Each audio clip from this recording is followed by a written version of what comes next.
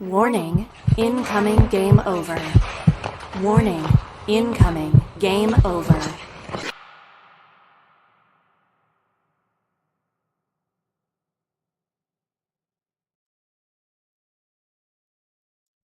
Yo, what is up? What is up? Oh, game over, Edmonton. We are on the air. 1 second. Seem to have a camera issue now. Last show, it was issues with our audio. Now it's the actual webcam itself. If you're getting a black screen, don't worry. We will fix that shortly. Uh-oh. There we go. That's better. That's better. How you doing, y'all? Avry Lewis-McDougall here. Back in the saddle, back in the host chair once again. Edmonton coming from behind. Once again, a big 4-3 win over the Colorado Avalanche in Denver, Colorado. What a game, what an effort, what resiliency. That was a game to remember, and a game winner from Evan Bouchard late in the third period. We got to get to that. We're going to get to that, all that and more. But first, we got to give thanks to our friends at Hyperdrive Hockey. Shift into Hyperdrive and get ready to have some fun with your new source for all the biggest stories in hockey, bringing a unique style of broadcasting and commentary with some Quebecois flair. Hyperdrive Hockey combines top-tier hockey analysis, big stories, pop culture, and a fun atmosphere that will drive debate, make you think, and more. Join Max Van Hoot, Daphne Malbouf, and Kevin Larme every Tuesday and Friday for your fill on the hockey world. Watch on YouTube, on the Game Over Network channel, or subscribe to the podcast on Apple, Spotify, or Amazon. And head to our website, thegameovernetwork.com, for more. And I know you're going to want some more, as the Oilers keep it rolling on this road trip. 2-0 on the road trip as they head into Vancouver on Saturday night for Hockey Night in Canada. And again, another game in which they come out of the gate, and that first period was troublesome. Let's be honest, that first period was troublesome. Edmonton was down 3-0. A sequence in which, defensively in that first, they weren't good. They weren't getting the big saves from Stuart Skinner.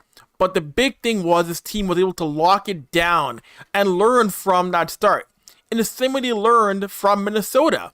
Learned how to adjust, get things going right, and converge and take advantage of mistakes. And we saw Edmonton getting pucks to the net in the first and the second period. This was a game in which Edmonton got pucks on net, and they got rewarded for it. They got to Mackenzie Blackwood, they got to him often, and the top guns got points. You saw what happened when guys like Bouchard, McDavid got pucks on net. They got rewarded. And Brett Kulak scored tonight. Brett Kulak again chipped in offensively. And Victor Arvidsson, a healthy Victor Arvidsson, is a Victor Arvidsson that can find ways to score. This is what he's brought in to do.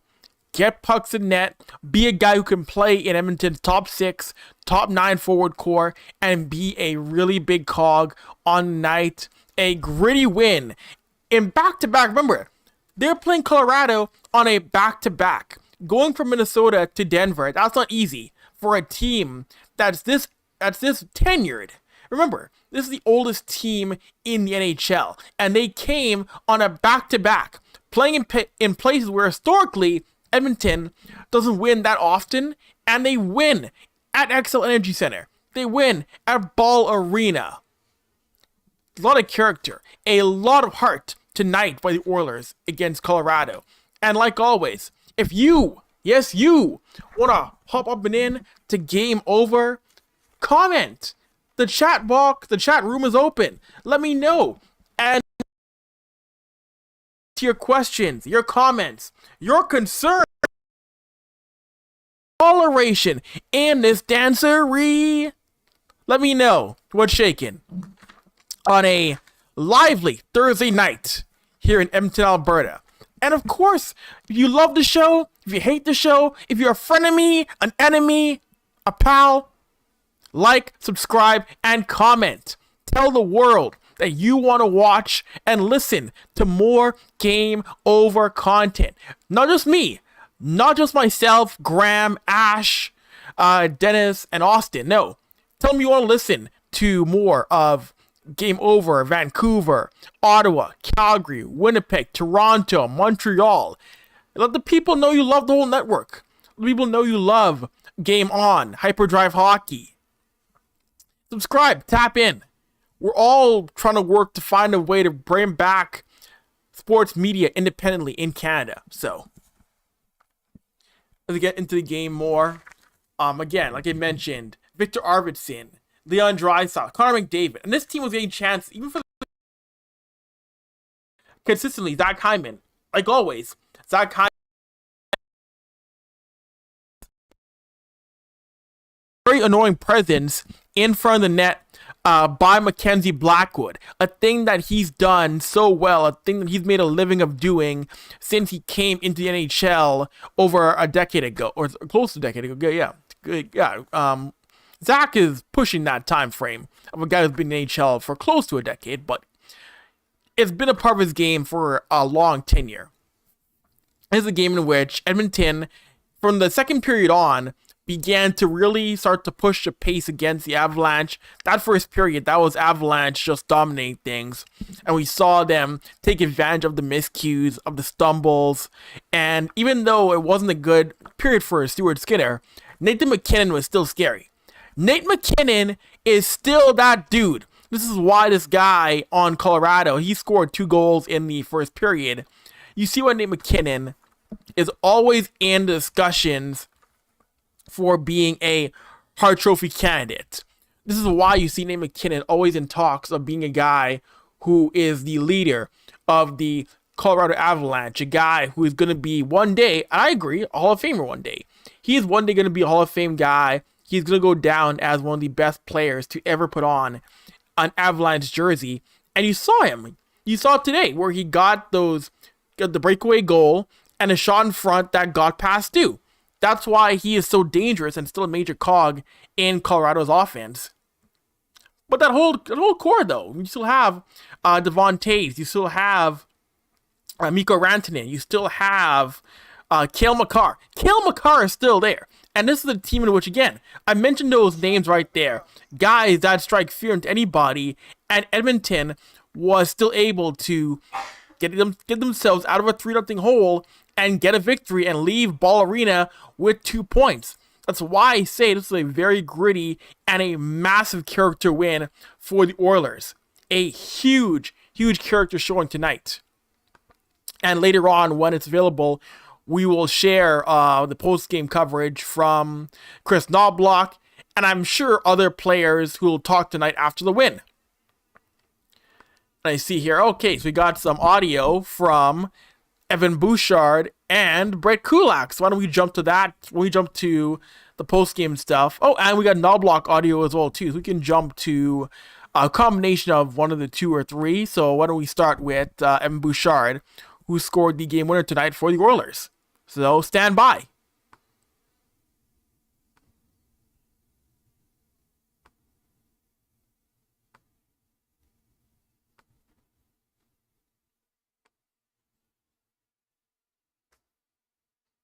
Evan,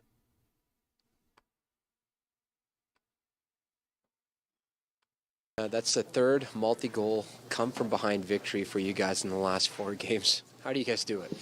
The resiliency, it's not something that, we necessarily want to be, do to be behind, but found a way to come back, and, we're confident in our group when we are behind to, contribute offensively and come back. What are you most proud of in this group, in your ability to never really die in any battle? Yeah, I guess we didn't quit. Like I said, we know what we have.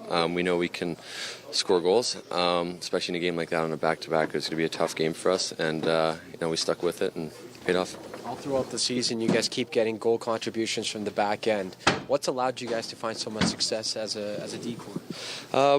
I think putting pucks to the net. Our forwards are doing a great job getting to the net, and for us, it's a matter of getting it there from, and they're going in for us. How big was that Arvidsson goal before coming into the dressing room? Yeah, it was huge. It was, like I said, not the start we wanted, but he found some life with that goal, so it was a big goal for us.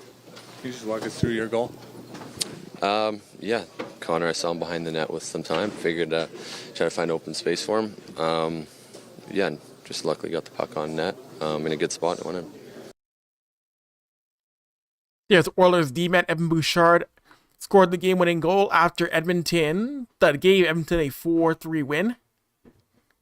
All right, and again, you see Bouchard right there talking about the confidence and the awareness of Bouchard's goal. We saw Evan Bouchard go to the corner, go to the front of the net, go to the blue line, and a big thing too that you saw Connor McDavid behind the net. He can draw defenders. No matter who's nearby him, the attention of so many D-men is always going to be drawn to Connor McDavid having the puck behind your net. And that's a tough thing because do you focus on the guys around McDavid or do you focus on McDavid himself? It's tough at times to focus on two things at once, especially when it's McDavid with the puck by your net. And that's the thing. Connor can draw so many defenders to him, leaving a guy like Bouchard open. Bouchard got that shot off, beat Blackwood, great play. And again, this is a team that's resilient, confident, not going into a game or not going into a second or third period with their head down. That is a thing in which this team is saying, you know what, hey, yeah, we're in a hole, but there's enough time to dig ourselves out of it. We're not going to play like we're defeated. That's a major thing in terms of why this team right now is looking scarier when they're down 2 or 3-0 than being up early. It's kind of funny in that aspect. I got some comments here we'll get to during overtime. I see you got some comments here in the chat. Some very funny ones that agree with me on the that are have the same sentiment when it comes to should Edmonton just start the game down 2-0? Because hey, it's where they're best. So we'll get to those comments later on during the overtime segment. But it's very funny to see how again maybe next game against Vancouver, just tell the officials, hey, you know what? Spot Vancouver 4 goals. We'll figure it out. That's what it feels like.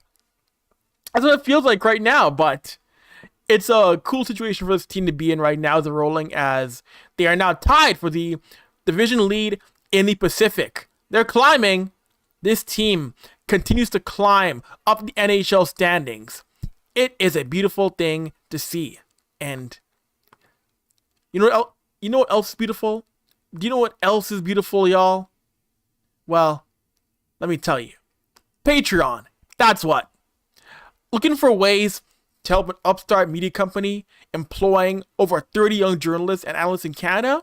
Well, if you have a few bucks kicking around, head to our Patreon page at patreon.com/thegameovernetwork. When you get there, you'll find multiple tiers featuring rewards and goodies to help us grow. A variety of rewards and goodies. There's extra access, exclusive looks behind the scenes, Discord benefits, merch discounts, know you want that, and opportunities to give us feedback. You can even join us on Game Over or Game On. You can join us on special live shows. You can interact with us, with the hosts, as we launch more ways to improve your experience. But hey, if you can't spare a few bucks, don't worry. We got a free tier on Patreon for you to join in on the fun either way. So, if you want to help us out either way, make sure to click, like, and subscribe on YouTube. Rate us 5 stars on your favorite podcast app, and make sure you share our work on social media of your choice. Remember, that's patreon.com/thegameovernetwork for tantalizing goodies. All right. Second period time here on Game Over Edmonton. With that being said, another period. Why don't we jump into some more comments from this Oilers team? Let's jump. Yeah, maybe we'll play audio from Kris Knoblauch later on. But you know, let's jump into some more comments actually. So we'll jump back to the Oilers YouTube, and we will get into the audio to kick off the second period from Brett Kulak. Brett, that's See what Mr. Kulak had to say. A man who was once named the strongest Oiler in 22-23. That's a true story. That's a very, very true story. And 1 second. Here we go.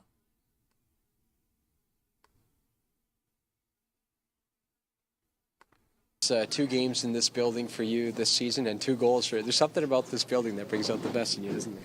Yeah, I don't know about that, but they're a good team, so you got to be ready to play for sure. And then just anytime the pucks are going in for you, it's good. So to go 2 for 2 on the season here, I'm hoping we meet them again in the playoffs for sure. How do you describe the start you guys had and then everything after that 12-minute mark?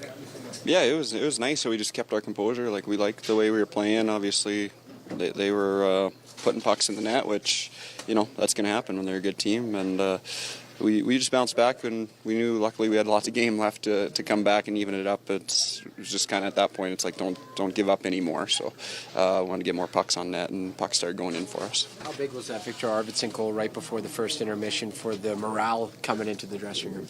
Yeah, that was huge. When we're down by 2, it's a lot better feeling than down by 3 going into the second. So that was good to see that one go in, and just a good boost so we can reset and come out for the second. A lot of goals and a lot of points from the D-Corps collectively this season. What's allowed you guys to take that next step as a D-Corps? Yeah, I think everyone's just getting an opportunity, playing confident, and just having that mentality. We're trying to shoot to score. You're not always just shooting to get pucks there. You get the mindset you want to put it in the back of the net. So I think just little things like that have made a big difference. I know he's throwing tape balls at you right now, but what did you think of Stuart Skinner's night? He was great, yeah. I mean, a couple goals at the start, we couldn't help him out too much, or we didn't help him out very much. So, and then, he just settled in. He's always composed and always gives us a good effort and gives us a chance to win. So it was good. Yeah, the Oilers D-man Brett Kulak after the win. And yeah, Brett Kulak mentioned too how this team, and it was mentioned, I was pointed out by Tony Brar, Oilers TV, how this Oilers team, they're getting scoring from the back end, and these guys are shooting with a purpose. This is a team that's going out there, they're not just shooting to shoot. They're making sure they're getting pucks on net and they're focused. And you're seeing points coming from guys like Brett Kulak, Evan Bouchard, and even though he hasn't scored a goal yet, guys like Ty Emerson, he's chipped in with a few assists here and there. Darnell Nurse, he scored this year. He has a few goals this year. Mattias Ekholm, a D-man who, of course, I mentioned in the last show, Mattias Ekholm, someone who has been known more for his defensive play in his time in the league. He's got overtime winners. So when the defense steps up to support the forward core, that's a major thing. And that's a sign of a team that's ready to hopefully have another long playoff run come this spring.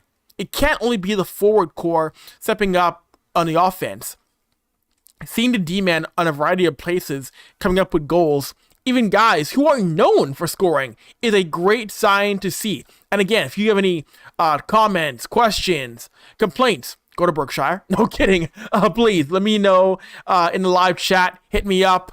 It's always fun to interact with the people here who want to enjoy and consume Edmonton Oilers post-game content. And right there, you see the comment on Victor Arvidsson scoring. That team needed the Arvidsson goal. They needed something to kill the Colorado momentum. They needed a momentum-shifting goal. And Arvidsson's effort really gave them that. And you saw this team lock things down in the second period, in the third period, and a lot better play from guys like Evan Bouchard. Evan Bouchard defensively had a much better game going forward from period 2, period 3. You saw the Corsi numbers jumping up. You saw the high danger chances reduced against when Bouchard was on the ice. And it always frustrates me because, again, I've said before on this show, I mean, yes, there are times where Bouch might make a mistake here and there, but the idea that Evan Bouchard is not a good defenseman or is not a elite D-man or is not going to be a part of this team for very long, it's silly. I find that to be very silly and concerning. He's proven time and time again he can make up for a miscue here and there with strong play in his own end of the ice, or a strong play offensively, like tonight with the game-winning goal. So Evan Bouchard's game is still going to develop and round out. The idea that he can't cut it at this level is absurd. It truly is. It really is. And you see the camp of people, there are two camps. There are folks who don't like Bouchard, and there are those who love the guy. And I'm firmly in the camp of someone who loves what Evan Bouchard brings to his Oilers roster. He is the kind of guy you trade away. You can't deal him away. There's not many guys like that you can get in the league in a trade or get back fair value for trading a guy like Evan Bouchard. So, and ask management, ask coaching. This is the kind of guy players love. Evan Bouchard is loved in this team's front office by the coaching staff. He isn't a guy this team looks upon and says, "Oh, you know what? We gotta get rid of him. We gotta find a way to get him off our hands and get him somewhere else." That's silly.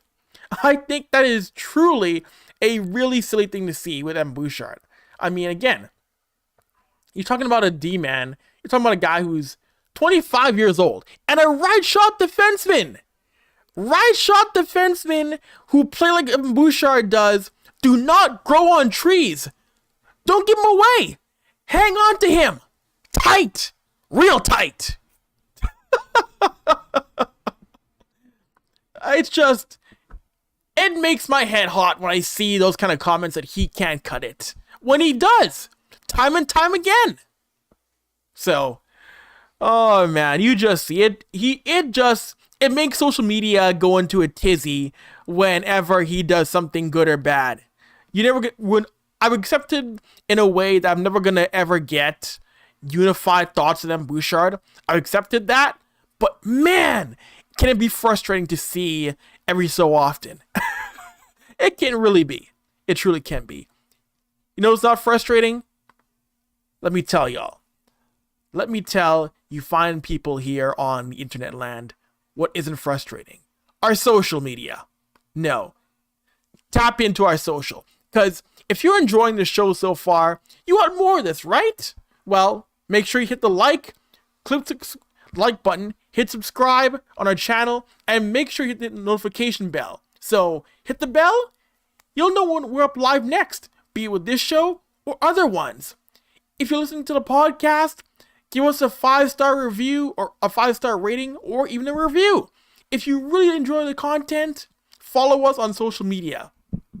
You can find Game Over on Blue Sky, at the GameOverNetwork.com, on TikTok, on Twitter, on Instagram at Game Over NHL, Threads, LinkedIn at the Game Over Network, and you can follow me on Twitter at Avry, at AVRY, Instagram, Avry Sports, and you can find us all at the GameOverNetwork.com, and pretty soon, you will see a newsletter from us coming soon, so keep your eyes, keep your ears, and keep your toes peeled for more. Yes, your toes too. Yes, yes. All right. Third period time. So we'll try to not go as long as we did last night. I think going longer is better for maybe Saturday nights at times. All depends. But yeah, no, tonight we're going to try and keep things nice and tight. And why don't we go now to the post-game content from one Mr. Kris Knoblauch. Let's hop in and see what the coach got to say. Chris, I know you mentioned... Oh, track that back.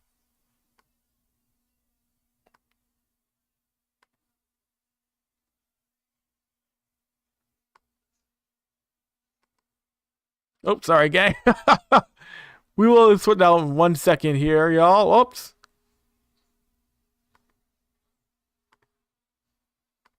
Oh, technology. Oh, goodness. We try to sort ourselves out here.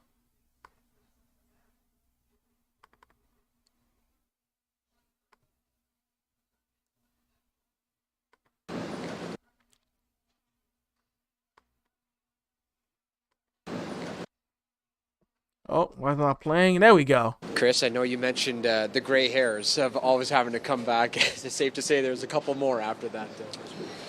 Yeah, it was an exciting game. We're down 3-0, but I didn't think that we were that bad. It was just we didn't put our chances in. They did, and I don't like the power play, for example, we had great looks there.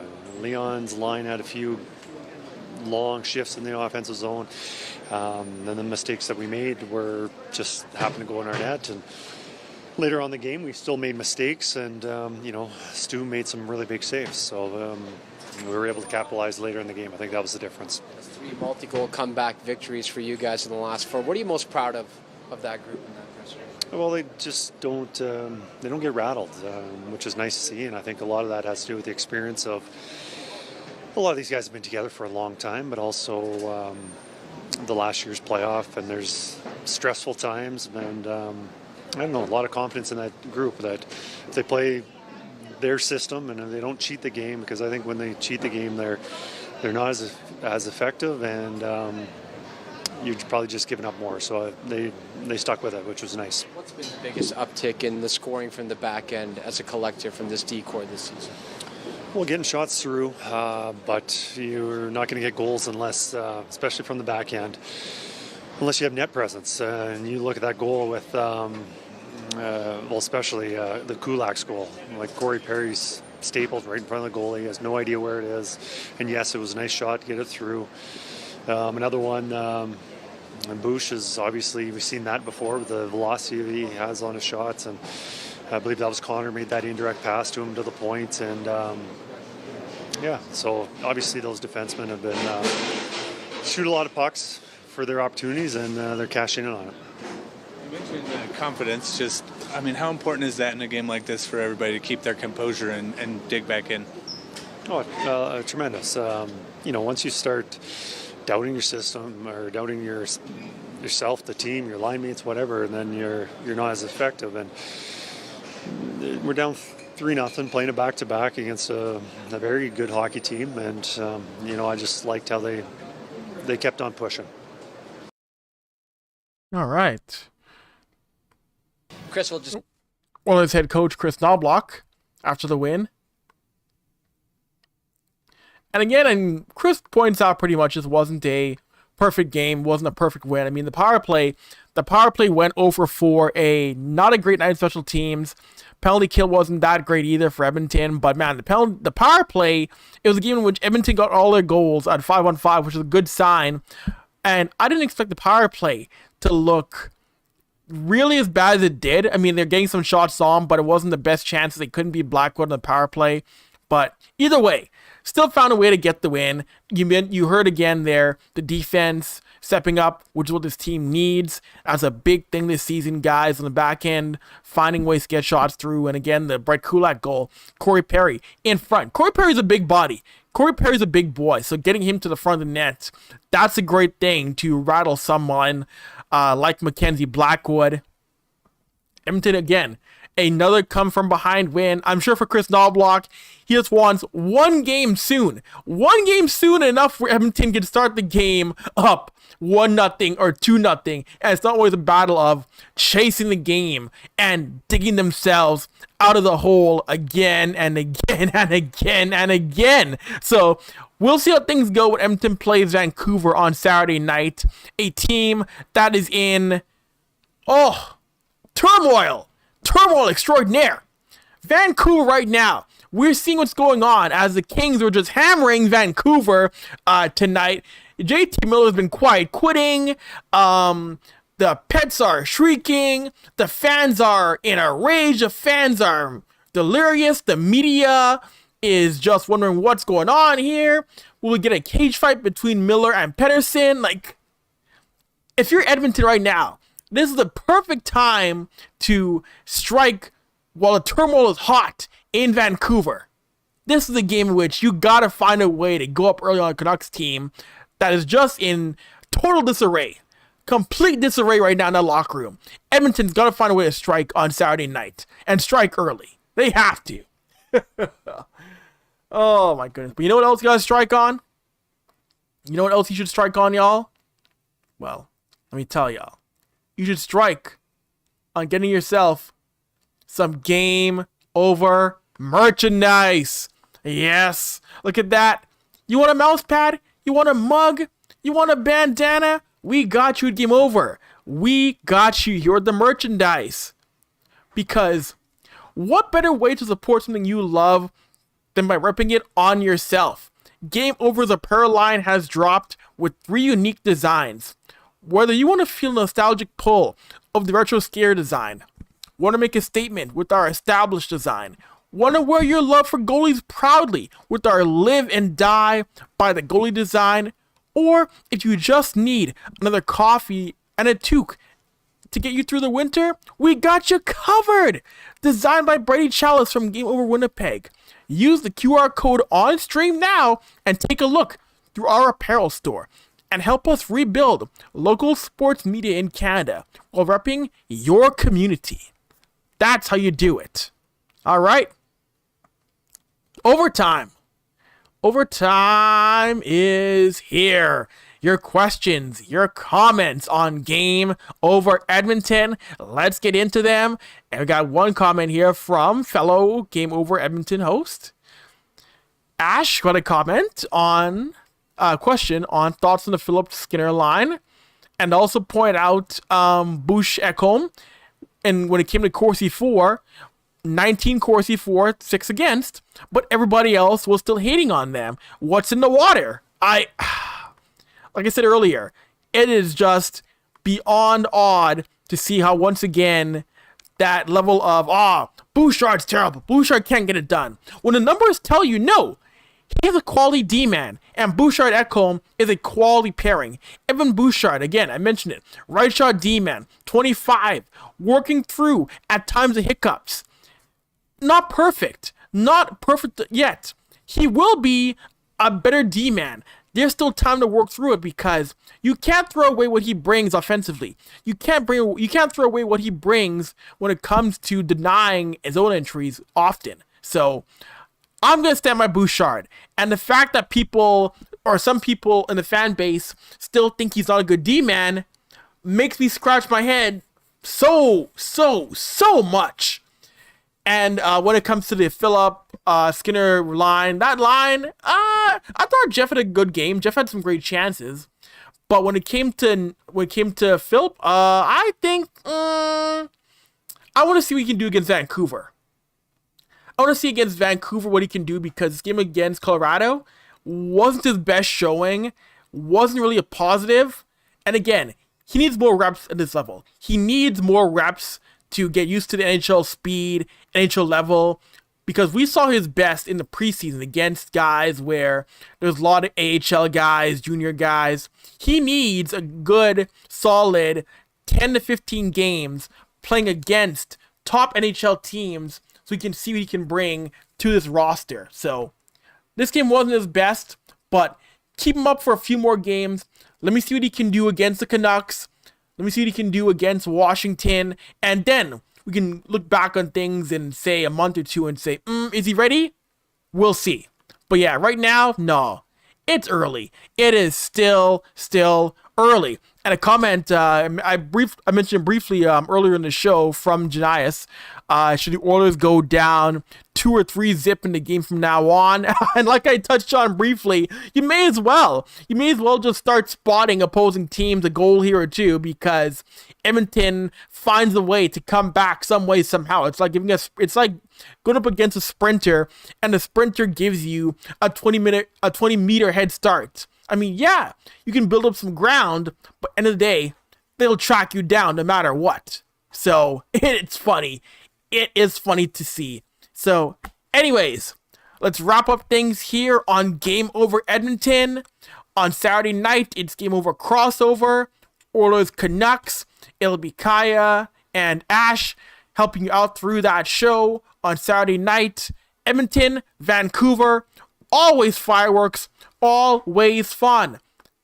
My name is Avry, and I gotta thank you again for tapping in with me for a half an hour out of your busy schedule. Thanks for the comments, questions. It was fun. We'll talk to you all again on Saturday night, and you'll see me next week. Peace.